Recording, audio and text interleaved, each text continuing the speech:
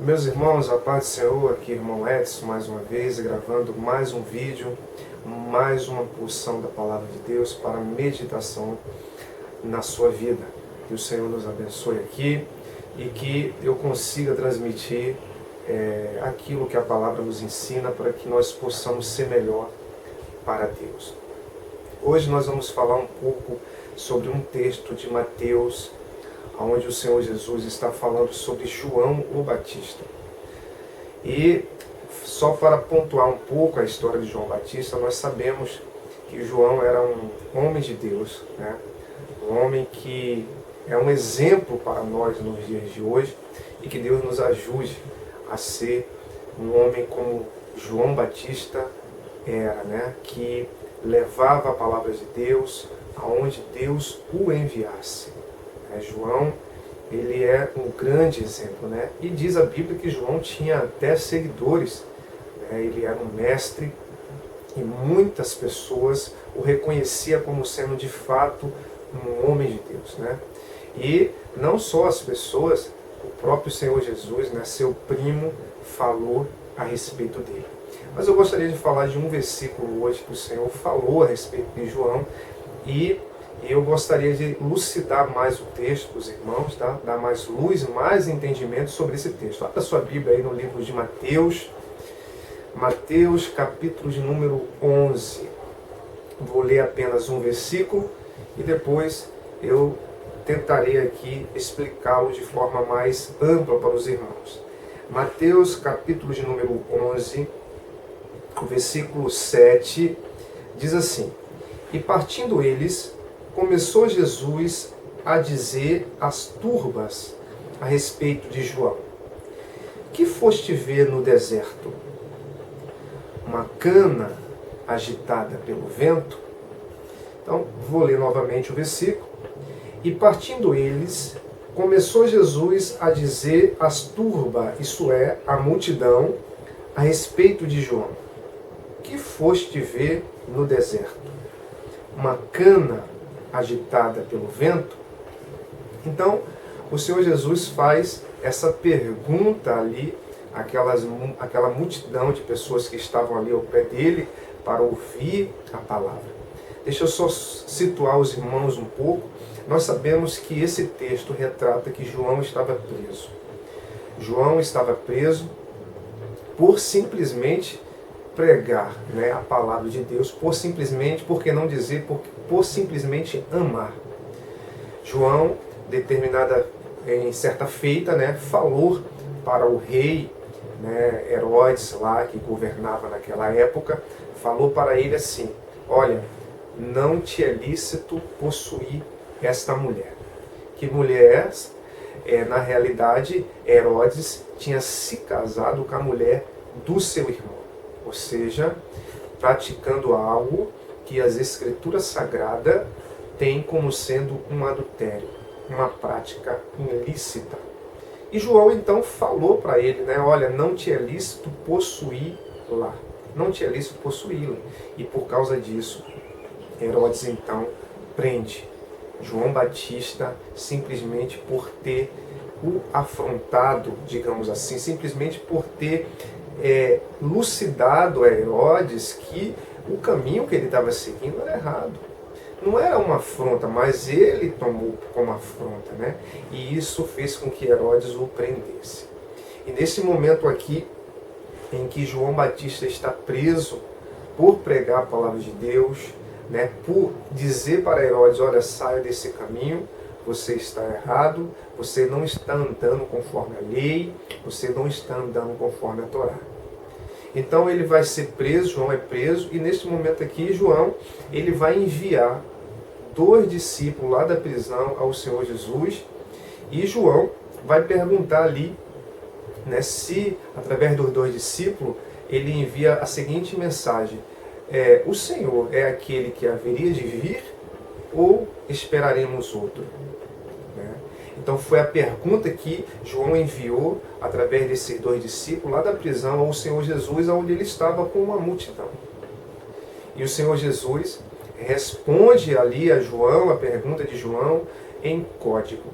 Esse é um dos textos em que nós devemos prestar muita atenção, né, nessa forma de resposta, porque o Senhor Jesus envia a resposta a João, mas ele não envia da maneira que nós estamos acostumados, né? Muitas das vezes só entendia algumas coisas que o Senhor estava falando quem prestasse atenção, como era o caso quando ele contava muitas parábolas, né?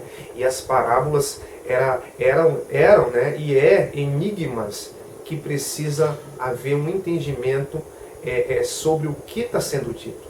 Então, se você é uma pessoa, por exemplo, que está acostumado com palavras prontas, né, uma palavra que lucide logo a questão que você pede, e você não presta atenção nos detalhes, você não vai entender, principalmente quando você lê questão de parábola dentro das Escrituras. E nós estamos tratando aqui hoje justamente de uma parábola que era contada na época.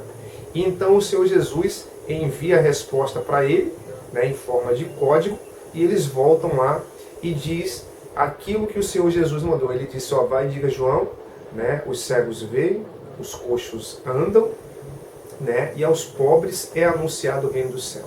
Mas depois que os discípulos vão, que é o caso que eu quero tratar aqui, o que acontece?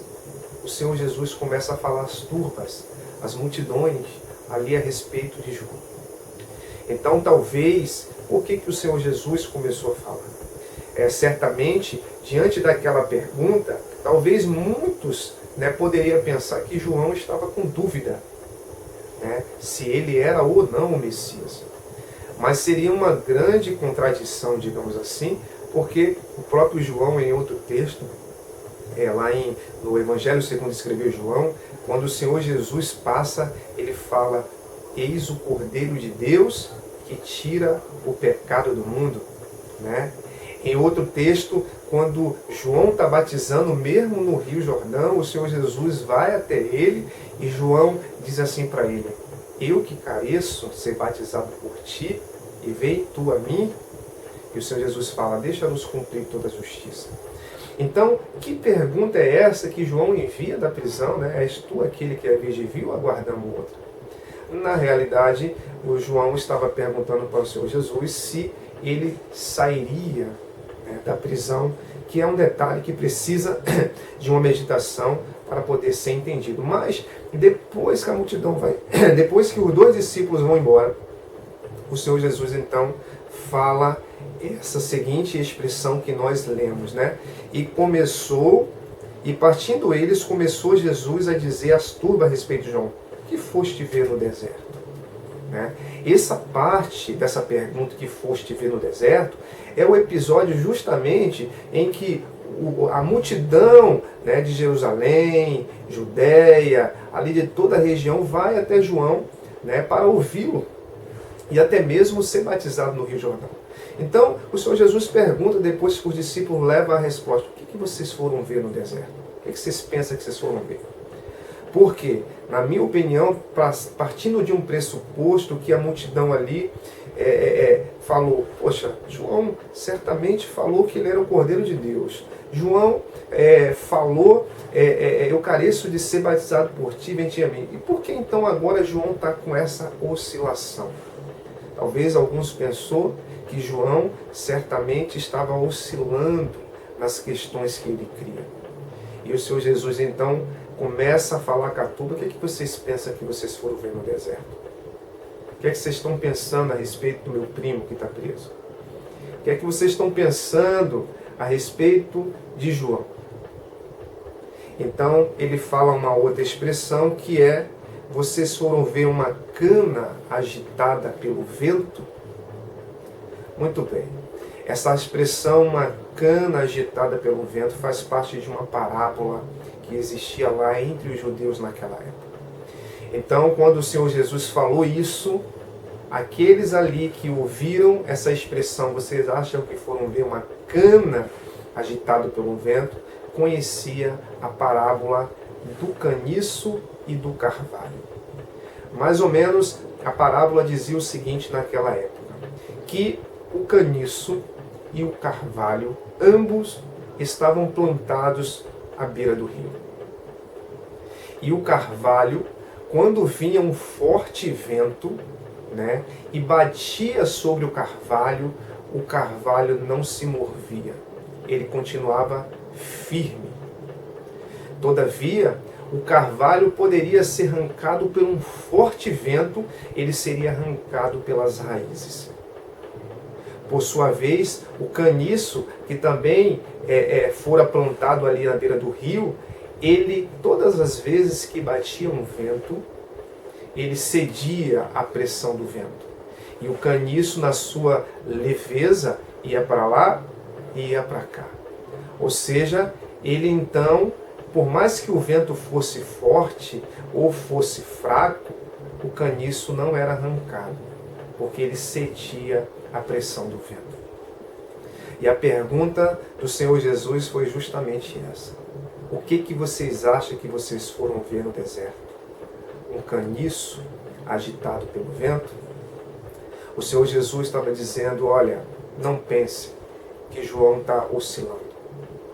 Porque João sabe, em outras palavras, o que fala. Não pense que esta prisão abalou as estruturas e a fé de João. João, ele é carvalho. Ele vai permanecer firme.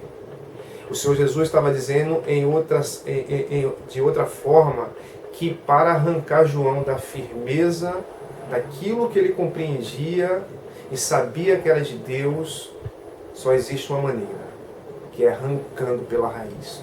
Isso é, tirando a sua vida. Porque João vai permanecer firme.